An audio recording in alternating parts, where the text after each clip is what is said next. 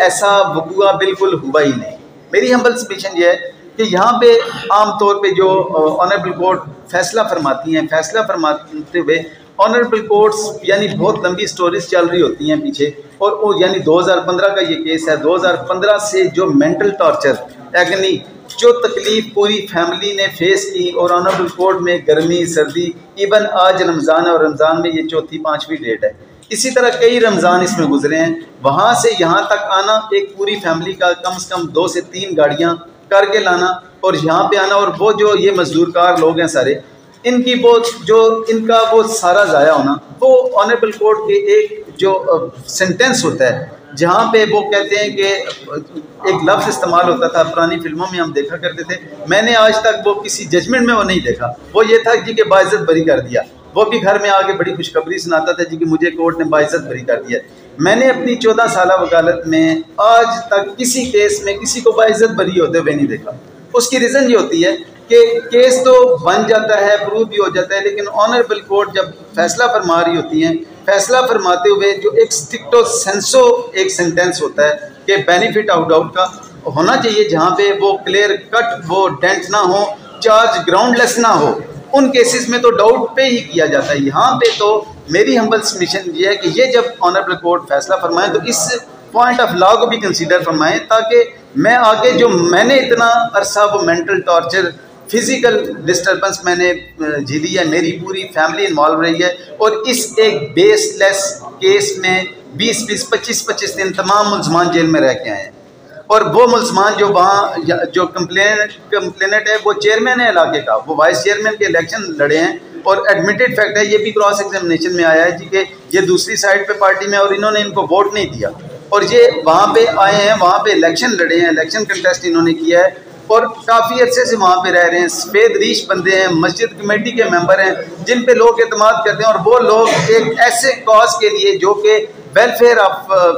Public interest का था, उसके लिए जेल में रह के हैं। अगर इस केस में भी यहाँ पे ऑनरेबल कोर्ट जब जहाँ पे मैंने सिर्फ एक जो पॉइंट डिटरमिन करवाना चाह रहा हूँ, मैं ऑनरेबल कोर्ट से असिस्ट करना चाह रहा हूँ, वो ये है कि बेनिफिट ऑफ डाउट और चार्ज के ग्राउंडलेस होने में जो जजमेंट आती है, उसमें डिफरेंस अगर इस जजमेंट में नहीं आएगा तो मुझे इर्रिपेयरेबल लॉस होगा, क्योंकि इर्रिपेयरेबल लॉस क्रिमिनल में मैं इसलिए यूज़ कर रहा हूँ कि मैंने जो रेमिडीज़ इसके बाद अवेल करनी है, वो रेमिडीज़ मेरी जो होंगी वो सिविल रेमिडीज़ होंगी, और वहाँ पे जब तक मैं वहाँ पे अब लॉ ये है कि जहाँ पे बेनिफिट ऑफ डाउट की वजह से हो, एक्विटल हो, वहाँ पे जो लर्नड सिविल कोर्ट है, ऑनरेबल कोर्ट्स वो इतना लीनियंट नहीं करती, वो इतना उसमें रिलीफ नहीं फराहम करती। मेरी हम्बल सबमिशन ये है कि यहाँ पे पूरा केस आईओ की स्टोरी के मुताबिक बेस करता है अहमद की स्टेटमेंट पे कि मैंने उसकी यकीन दहानी पे कराया है। मेडिकल ये कहती है कि वो ऑब्जर्वेशन देती है जी कि नेचर ऑफ इंजरीज का उन्होंने बताया, बेस्ट एविडेंस विदहेल्ड हो जाता है, बेस्ट एविडेंस आता ही नहीं है। अब ये सारी चीज़ें जो हैं ये, क्योंकि जब अगर वो आ जाता अहमद और वो आके स्टेटमेंट देता, ऑनरेबल कोर्ट उस पर बिलीव करती या ना करती, उस पर एग्री करके ऑर्डर फरमाती या ना फरमाती, फिर तो ये था कि बेनिफिट ऑफ डाउट पे एक्विट किया जाता। मेरी हम्बल सबमिशन ये है कि ये केस क्योंकि चार्ज अब ग्राउंडलेस होने का, और इस केस में चार्ज उनका अहमद के ना आने की वजह से, मेडिकल में वहाँ पे करने की वजह से, और उसके बाद आईओ जो विटनेस है, मेन विटनेसेस, वो कहते हैं जी हमें चोट लगी, हम बेहोश हो गए, लेकिन डॉक्टर्स ये कह रहे हैं कि कोई बेहोश नहीं हुआ, आईओ कह रहा है कि इनमें से कोई भी बेहोश नहीं हुआ, सारे अपने सेंसेस में थे। नेचर ऑफ इंजरीज जो हैं वो आगे वो रिकवरीज जो हैं उस पर डिसबिलीव हो जाता है वो सारी। इसमें मेरी humble submission, last humble submission ये है, जब ऑनरेबल कोर्ट ऑर्डर फरमाएगी, जजमेंट फरमाएंगी, उसमें इस पॉइंट को भी कंसिडर किया जाए कि क्या ये बेनिफिट ऑफ डाउट की वजह से या बियॉन्ड शेडो ऑफ डाउट की वजह से कि prosecution has been failed to prove his case beyond shadow of doubt, ये जो दो सेंटेंस आते हैं, क्या इसको कंसीडर ऑनरेबल कोर्ट ने फरमाना है, या इसमें भी मेरी काइंड